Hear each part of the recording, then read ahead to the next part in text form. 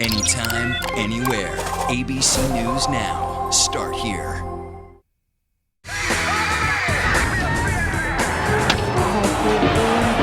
Ask what you can do for your country.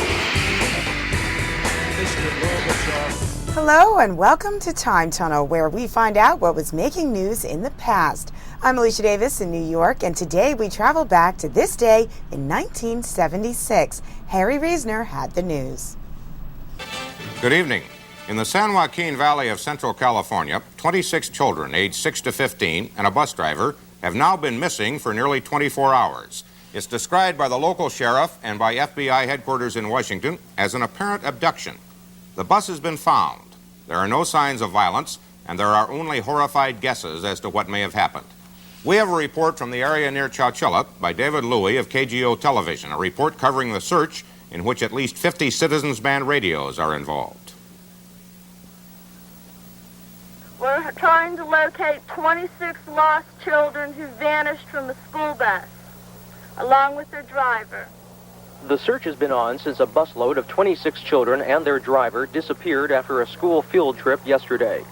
The bus they were riding in was found abandoned in a dry creek bed in a rural area 4.5 miles south of Chowchilla in their agricultural San Joaquin Valley. It had been found during an air search well out of view behind a field of bamboo. The bus, since impounded for fingerprints, has not yielded any useful clues as to the fate of the passengers. Authorities said there were no signs of foul play, but the ignition key is missing. 3 children aboard that bus were dropped off on schedule at roadside stops near their homes yesterday afternoon, but the bus failed to make any stops after that. An evening search by scores of lawmen and volunteers was halted by darkness and bad weather. At dawn today, the Highway Patrol and local officers launched a coordinated air and ground search. The families of the 26 missing children are stunned, dazed, unable to find a motive for the sudden disappearance of their children. 3 of Farmer George Metzner's grandchildren were riding that bus. You just can't believe it, you know. Don't seem like it's true, you know, to me. Madera County Sheriff Ed Bates falls short of saying the missing children have been kidnapped because there have been no ransom notes or calls from persons who may be responsible. Nevertheless, the Federal Bureau of Investigation has taken control of the case, sending in special agents from Los Angeles. David Louie for ABC News, Chowchilla, California. The delegates are gone. The hall is being emptied of its millions of dollars worth of equipment. The 1976 Democratic Convention is history. Jimmy Carter is now officially his party's candidate for president, and today he got down to work. Sam Donaldson reports. The morning after can sometimes be simply awful, but not this morning after for Jimmy Carter and Walter Mondale. Breakfast with the Democratic National Committee was full of excitement and good humor. Carter jokingly complaining that Mondale's acceptance speech last night had upstaged his own. I was getting ready to make my speech, and I was sitting there in a way hoping that Fritz would foul up his own speech to make me look good. And the longer he spoke and the more the crowd responded and the more incisive his analyses were and the more fervent the response, the worse I felt. I turned around to Jerry Ravshoot and I said, you know, why couldn't I have chosen someone that I can follow and make me look good? Later at the committee's business meeting, Carter said he didn't want to pressure anyone, but if he had a vote, he would vote to re-elect Robert Strauss, party chairman. The people who had a vote took the cue and promptly did just that. And there, Carter warned the party against complacency in the fall campaign. It's not enough for us to bask in the glory of being a nominee for president or a nominee for vice president or a Democratic Party chairman or a Democratic Party chairwoman. That's not enough. We've been anointed after hard work, yes. But if I ever take a state for granted, I deserve to lose it. By mid-afternoon, Carter was ready to leave New York, but he couldn't. The party's baggage wasn't on board and wasn't in sight. Carter waited and fumed, stonily surveying the access road. Finally, after 45 minutes, the wandering baggage arrived and was quickly loaded, and the Democratic nominee for president was on his way home to Georgia. A little irritated by the departure delay. But then, all things considered, Jimmy Carter would have to admit his trip had turned out to be a success.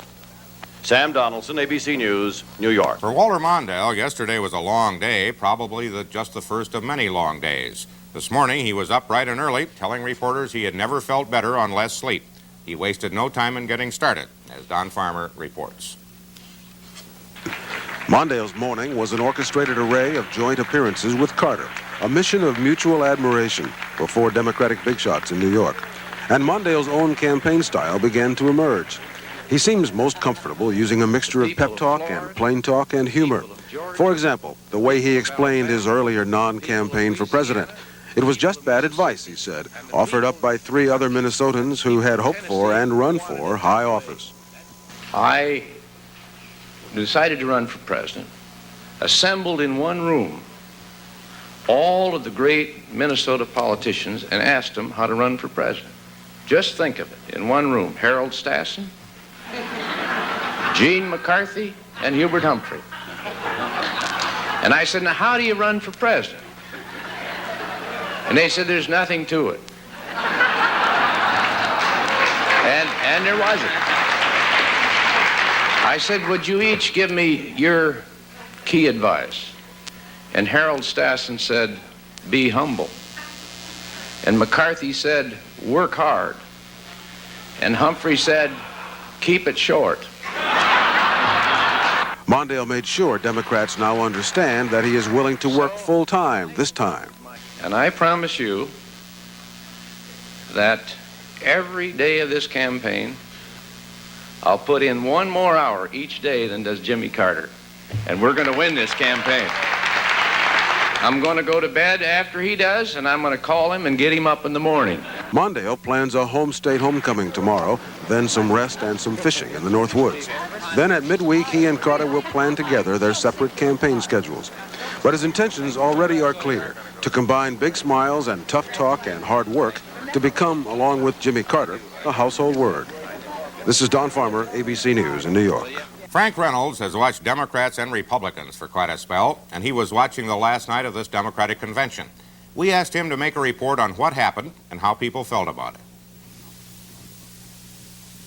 It was ironic, but not illogical, that some of the more memorable moments of the final session of this unity convention stemmed from the pain of their past disunity. What has divided the Democrats? For sure, Vietnam. The war came back to them last night as Ron Kovich, a paraplegic veteran, was wheeled to the rostrum. When he finished his appeal for amnesty, they stood to cheer him, and he was wheeled away to an ovation without joy. They roared again, this time with the old partisan fervor, when Walter Mondale finally let go with a roundhouse right aimed directly at the chin of Gerald Ford. Roosevelt once said that the presidency is preeminently a place of moral leadership. But we have just lived through the worst political scandal in American history and are now led by a president who pardoned the person who did it. Jimmy Carter's arrival was spectacularly staged and his speech skillfully delivered, right from the opening line. My name is Jimmy Carter, and I'm running for president. Jimmy Carter is running for president on a theme of reconciliation and love. Part of his speech last night might have been written, but was not, by George McGovern, who said the same thing 4 years ago. Our country has lived through a time of torment. It's now a time for healing. We want to have faith again.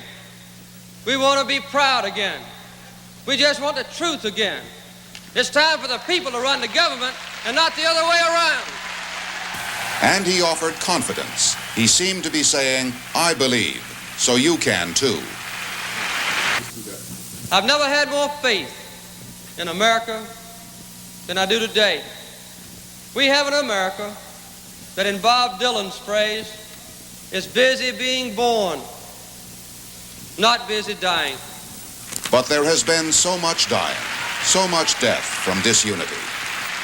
The Lord lift up the light of his countenance upon you and give you peace now and always. Amen. And at the end, with Daddy King commanding the convention and the country to go down on its knees, it was possible for them to hope again that more than just a political party had been brought together. Maybe that's why they cheered and sang and wept. Frank Reynolds, ABC News, New York. And that's all the time tunnel we have for today. Now back to the present with ABC News Now.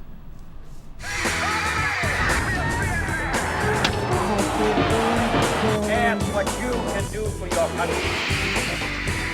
Mr. Gorbachev,